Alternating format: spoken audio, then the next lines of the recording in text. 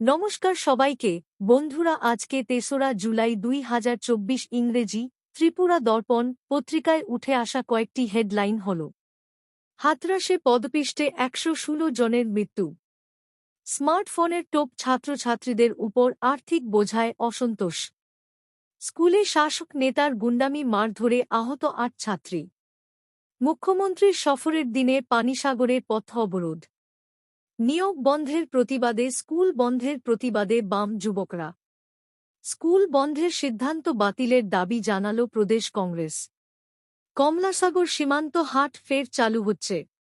বন্ধুরা, প্রথমে আমরা যে হেডলাইনটির বিস্তারিত আলোচনা দেখব সেটি হল স্মার্টফোনের টোপ ছাত্রছাত্রীদের উপর আর্থিক বোঝায় অসন্তোষ। এখানে বলা হচ্ছে ২০১৮ সালে রাজ্যে বিজেপি ক্ষমতায় আসার আগে দলের ভিশন ডকুমেন্টে ছাত্রছাত্রীদের একটি করে স্মার্ট মোবাইল দেওয়ার প্রতিশ্রুতি দেওয়া হয়েছিল।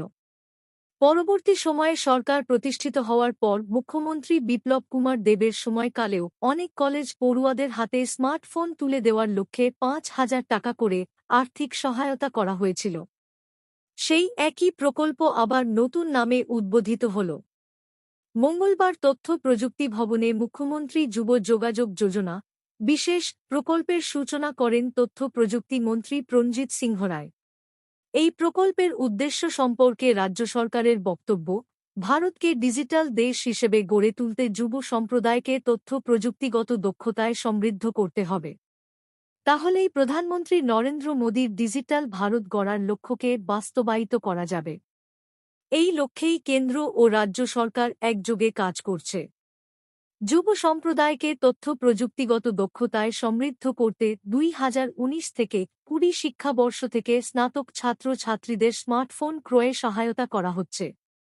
প্রকল্পের সূচনা করে তথ্য প্রযুক্তি মন্ত্রী প্রণজিৎ সিংহ রায় বলেন, এখন পর্যন্ত রাজ্যের ৪০,২১৫ জন শিক্ষার্থীকে স্মার্টফোন ক্রয় করার জন্য সহায়তা দেওয়া হয়েছে। ২০২২-২৩ শিক্ষাবর্ষে রাজ্যের স্নাতক স্তরের ছাত্রছাত্রীরা এই প্রকল্পের সুবিধা থেকে বঞ্চিত হয়েছিল। তাই বিশেষ উদ্যোগ। প্রকল্পটি যে আগে থেকেই চালু ছিল তা মন্ত্রীর কথা থেকেই স্পষ্ট। ২০১৯ শিক্ষাবর্ষ থেকেই এই প্রকল্প চালু রয়েছে। সঙ্গত কারণেই প্রশ্ন উঠে, তাহলে পুরনো প্রকল্পকে কেন আবার নতুন করে উদ্বোধন করা হল? কেননা এই উদ্বোধনযজ্ঞে কিন্তু রাজ্য কোষাগার থেকেই ব্যয়ভার বহন করতে হয়েছে। অনেকেই এই সরকারি সহায়তা নিয়ে প্রশ্ন তুলেছেন।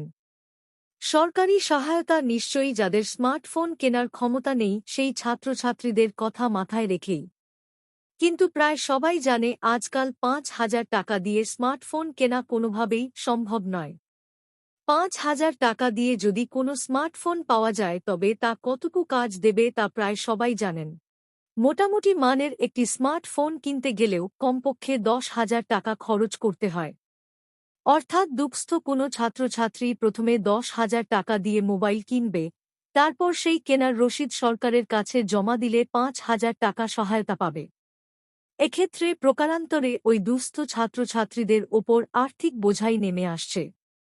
শুধুমাত্র এই প্রকল্পই নয়, গত ৬ বছরে এমন আরও বহু চালু প্রকল্প নতুন নাম দিয়ে নতুন করে উদ্বোধন করা হয়েছে বলেও অভিযোগ। সরকারি নিয়োগের ক্ষেত্রেও প্রায় একই রকম বিষয় বহুবার উঠে এসেছে। একবার নিয়োগ সংক্রান্ত ঘোষণা দেওয়া হয়েছে, পরবর্তী সময়ে তা বাতিল করা হয়েছে। এরপর আবার সেই একই নিয়োগ নিয়ে নতুন করে ঘোষণা করা হয়েছে। অর্থাৎ উন্নয়নের কর্মযজ্ঞের নামে শুধুমাত্র প্রচারের ঢক্কা নিনাদ চলছে রাজ্য সরকারের। অন্তত এমনটাই বক্তব্য রাজ্যের সাধারণ মানুষের। একই প্রকল্পের বারবার উদ্বোধন, ফিতে কাটার প্রতিযোগিতায় ফাঁকা হয়ে যাচ্ছে রাজ কোষাগার। বন্ধুরা, খবর আপাতত এই পর্যন্ত। ভিডিওটি ভালো লাগলে লাইক, শেয়ার, সাবস্ক্রাইব করে আমাদের সঙ্গে থাকুন। ধন্যবাদ সবাইকে ভিডিওটি দেখার জন্য।